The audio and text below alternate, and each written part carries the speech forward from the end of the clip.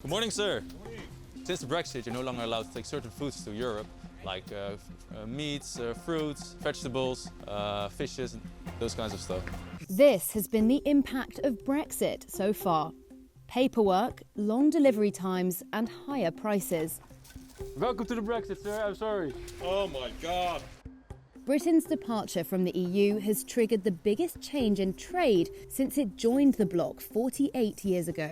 It is the case that in the weeks ahead, we expect that there will be significant additional disruption, particularly on the Dover-Calais route. There are problems at the moment caused by teething problems, people not filling in the right forms or misunderstandings.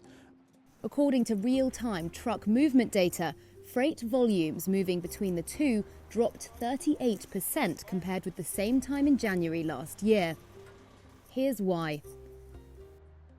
Fishermen were the first workers to be hit, presented with a barrage of new health checks, certificates and customs declarations. That delayed the movement of stocks to such an extent that they were rejected by European buyers as no longer fresh. In 1973, Ted Heath, he sacrificed fishing to get the deal to go into Europe. Coming out of Europe, Boris has done the same, but it's worse this time.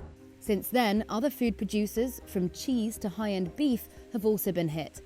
About a fifth of small to medium-sized businesses have stopped exporting to Europe for now, put off by costly and overwhelming paperwork. We have this one, we have this one.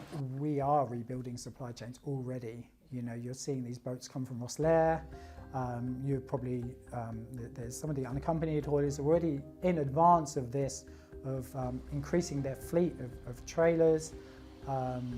You know, so you're going to see a big shift away from Dover, I think. You know, people built their businesses around that free-flowing channel. And so just to put it up overnight is really going to hurt some businesses.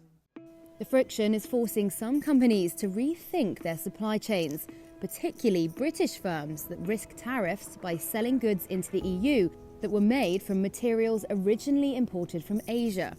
Online clothing giant ASOS, for example, expects a $21 million tariff hit, while Japanese car maker Nissan plans to source more batteries from Britain to avoid tariffs on electric cars.